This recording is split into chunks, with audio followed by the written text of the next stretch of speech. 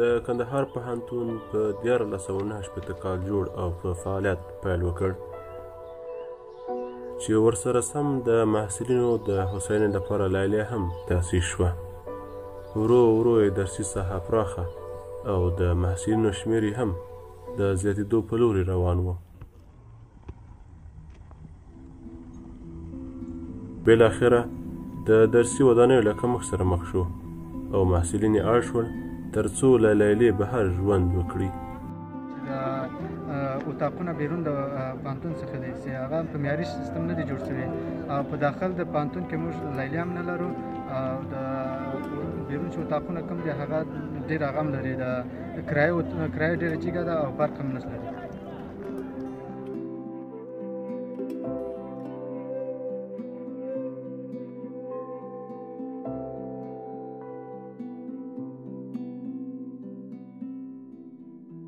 شرایط پوهنتون کندهار برای محصلین برای اینکه درس بخوانند معیاری نیست، استاندارد نیست، چون که برای پوهنتون کندهار یک لیلیه مناسب خود پوهنتون جور نکرده داخل پوهنتون و همه محصلینی که مسافر هستند و مجبور هستند که در بیرون از پوهنتون زندگی کنند. ما خود ما هم در بیرون از پوهنتون زندگی میکنیم که شرایط اتاق ما خیلی خراب است. په 1494 کال یې لیلیه له منځه لاړه او ودانۍ د څو نورو پوهنځیو لپاره چې نوې تأسیس شوې وې ځانګړې شوې.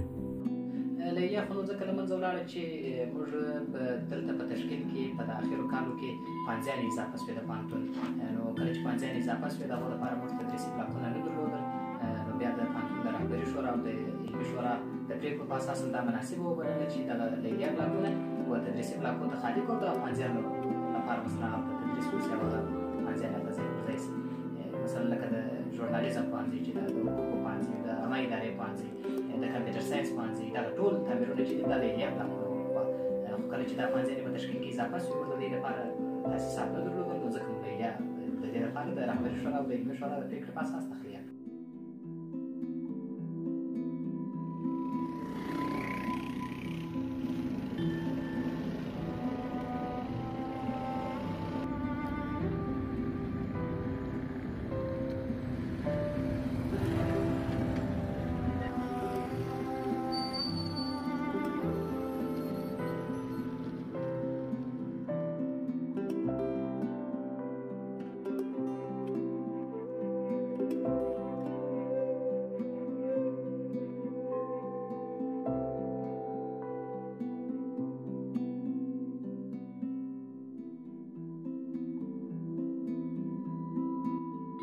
دلته به چې کله نوي محصلین راتلل له یوې خوا به اوږد سفر ستومانه کړي وو او له بلې خوا به یې د دمې جوړولو لپاره هیڅ ځای نه درلوده.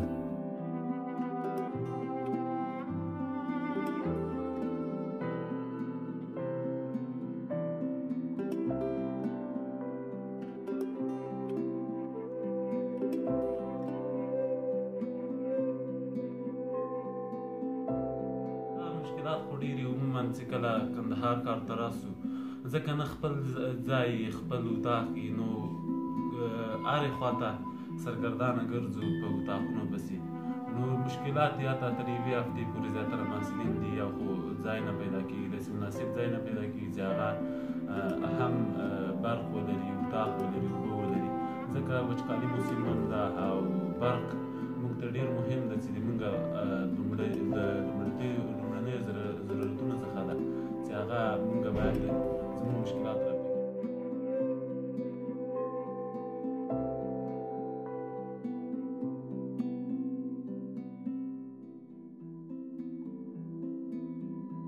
موږ بیا هغه ویډۍ زیاتره نیسو چې هغه کې برق زیات وي او مشکلات یې لږ کم یا هم پوهنتون ته نږدې وي، ځکه زیاتره وخت په اوړي کې ګرمي وي او زیات وخت پوهنتون ته ضرورت پېښېږي چې موږ پوهنتون ته ځو او بیا چې تر لرې وي بیا خپل مشکلات هم زیات وي.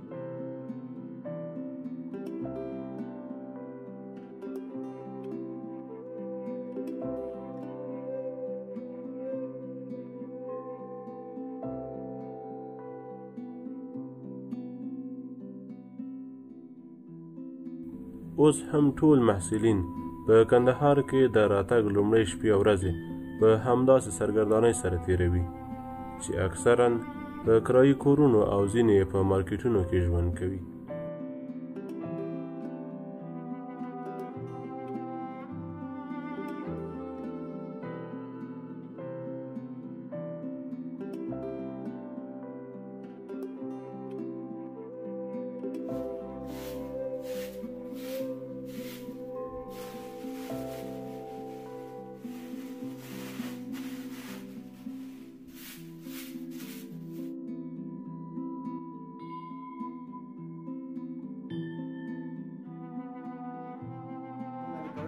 چې ویشلې ده نو د غرمې د زه کوم او د نور دیګونه د خپل مابین کې سره ویشلې دي نو ډېر سخت کار دی. نو په دې خاطر چې د لیلیه کې په دې خوا چې موږ بند ته دا دیګ راته شوی وو او دلته نو بیا هر څوک دیګ خپله کوي. په دې خاطر دا داسې نه چې یوازې سخت کار دی بلکې د وخت ضایع او سخت کار خو څه کوي چې زموږ د ټولو سخت کار همدغه کلمات دي.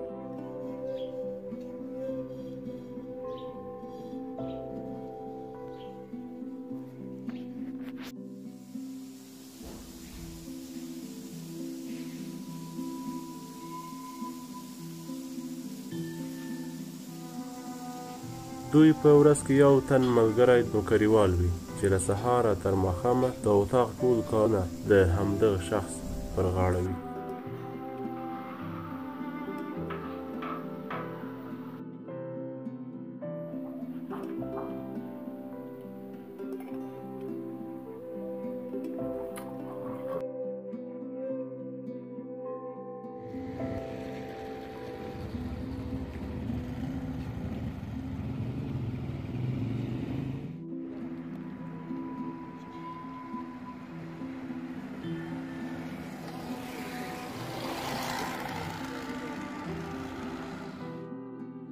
د غرمې ډوډۍ تر معمول وخته ډېره وروسته خوري.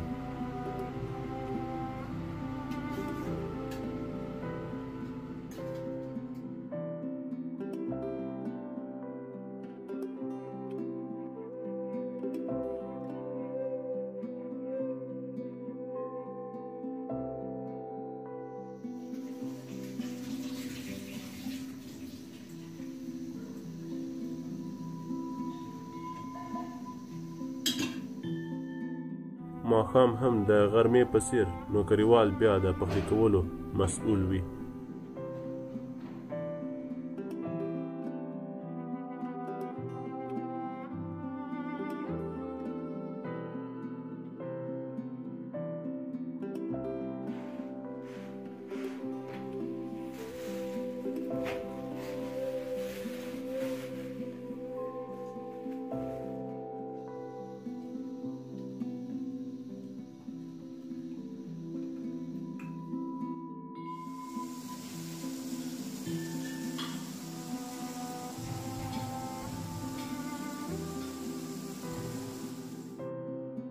لیلی ژوند کې چې دي کافي سهولتونه شته چې له هغو نه یو څوک چې لیلیه کې ژوند کوي د دیګ پخلي څخه او د لوښو مینځلو څخه خلاص وي او دغه نور د اطاقو ژوند کې چې دلته کافي وخت نیسي امتحان وي د درس لپاره ډېر مزاحم ګرځي کوم ورځ چې نوکري نو امتحان سره چې یو ځای راسي نو ډېر مشکل سره مخ سبا امتحان کې سم پارچه نه چلوي ځکه چې ټول وخت په دې ځای کېږي درس نه شي ویلی.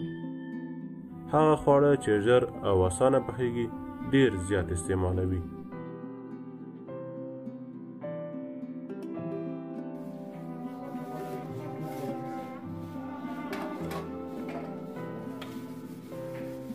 لوښي وینځل که څه هم ډېر ستونزمن کار نه دی خو ډېری یې نه خوښوي.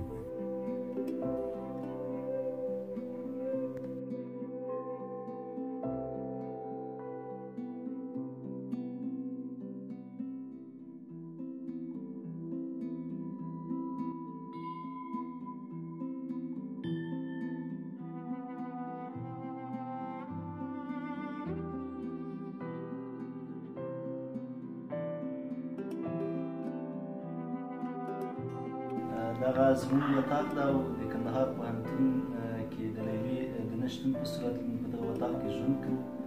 اشپزي هم همدلته کوو، دیګ پخلی هر څه هم دلته کوو همدارنګه موږ د خوب خونه هم دلته ویډیو او درس هم دلته وایو.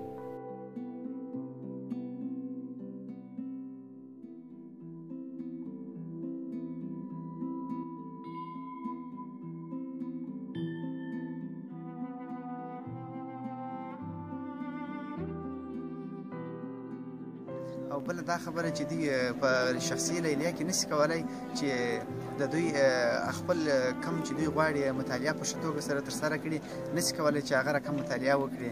او بله ستونزه دا ده چې په وطاقو کې ځینې یا د ملګرو سره ځینې مشکلات رامنځته کېږي او ځینې په بازارو کې داسې وطاقونه داسې لیلیې شته چې د موټرانو غالمغالي دا هم یو لویه ستونزه ده د محصل.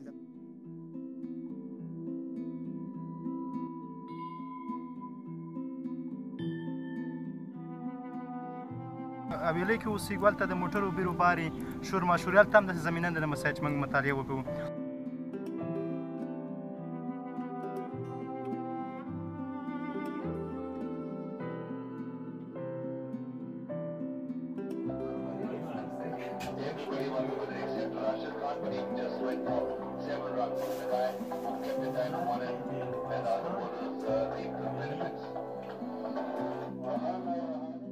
په کندهار کې د مناسبې برېښنا نشتون بل هغه ستونزه ده چې دلته میشت محصلینو سره لاس او ګریوان دي.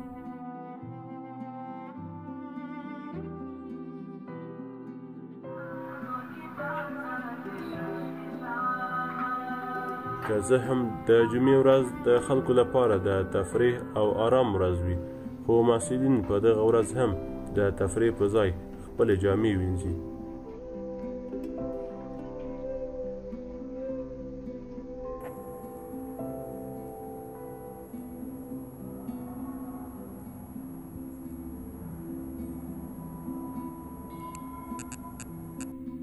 ډېر کم د جمعې په ورځ تفریح کوي او بهر ته د چکر یا لوبو لپاره ځي.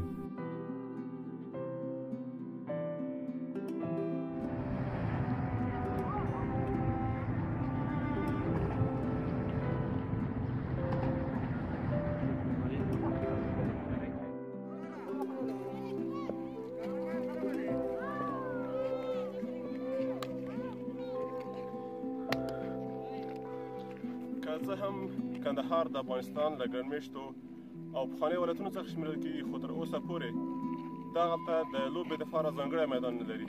د کندهار پوهنتون محصلین راځي دلته د 200 قبرونو ترمنځ په دې سپېره خاوره کې لوبه ترسره کوي.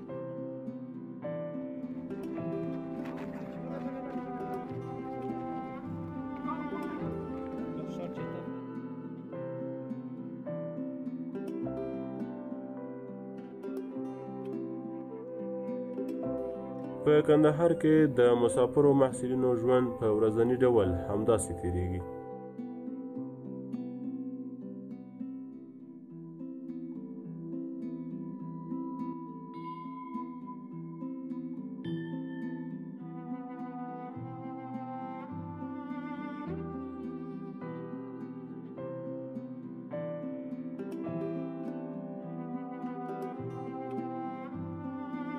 د مور پلار او کورنۍ لرېوالی زغمي.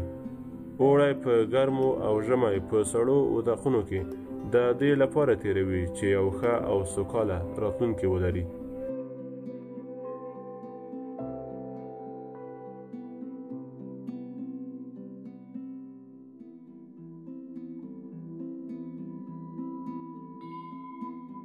که څه هم ژوند ډېر ستونزمن او ناهیلی کوونکی دی خو بیا یې هم د یو ستر ارمان د پوره کېدو هیله په سترګو کې لا ورایه ښکاري.